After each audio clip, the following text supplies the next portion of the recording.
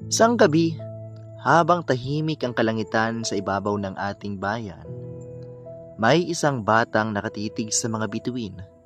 Sa kanyang isipan, isang tanong ang paulit-ulit na bumabalik.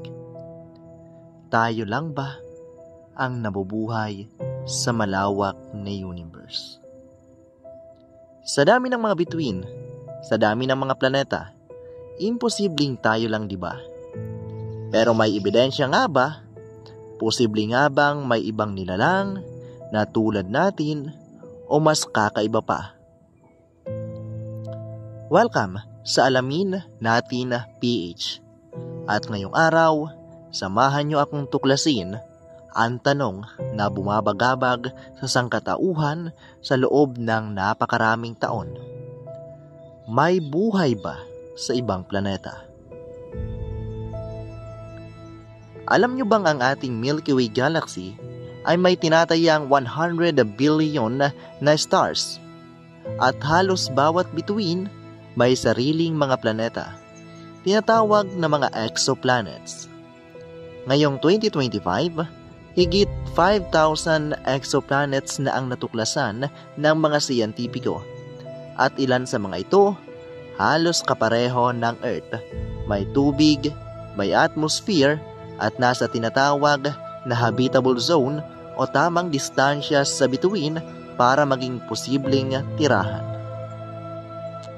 Isa na rito ang planetang Kepler 452b na tinuguriang cousin of Earth. May similarity sa laki, distansya sa bituin at maaring may tubig rin. Pero may mga nilalang ba roon? Wala pa tayong kasagutan. Sa ngayon, wala pang nakikitang alien na biglang kumakatok sa satellite ng Earth. Pero may mga senyales na patuloy na hinahanap ang mga siyentipiko.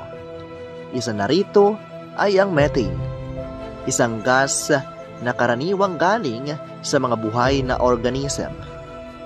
Noong 2020, may nakita ang mga astronomers sa planetang Venus. Mga senyales ng phosphine, isang kemikal na karaniwang gawa ng mga mikrobyo.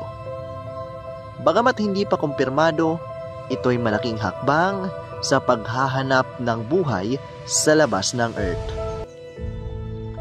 At sa Mars, nakita na natin ang frozen water. At kahit wala pang buhay na gumagalaw, may posibilidad na mayroong microbial life na nananatiling buhay sa ilalim ng yelo. Isa sa dahilan kung bakit napakahirap patunayan ay dahil sa layo. Ang pinakamalapit na bituin sa atin ay ang Proxima Centauri na nasa higit 4 light years ang layo. Ibig sabihin, kung magpapadala tayo ng mensahe ngayon, 4 na taon pa bago ito makarating at 4 na taon ulit para bumalik ang sagot. At kung may alien man silang mararating, baka hindi pa nila tayo kayang maintindihan. Kung titingnan natin sa scientific point of view, may trilyong planeta sa universe. Kung kahit 1% lang ng mga ito ang may tamang kondisyon para sa buhay or sa buhay, ibig sabihin, milyong-milyong mundo ang posibleng may mga nilalang. Hindi nga lang sigurado kung sila ay may tentacles, may spaceship, o baka mas advanced pa kaysa sa atin. Sa ngayon, walang tiyak na sagot, pero ang tanong ay patuloy na nagbibigay inspirasyon sa siyensya at imahinasyon. At habang tumitingala tayo sa gabi, alalahanin natin ang bawat bituin na nakikita mo, maaaring tahanan ng isa pang mundo na nagtatanong rin kung may buhay ba sa Earth. Ito ang Alamin Natin PH.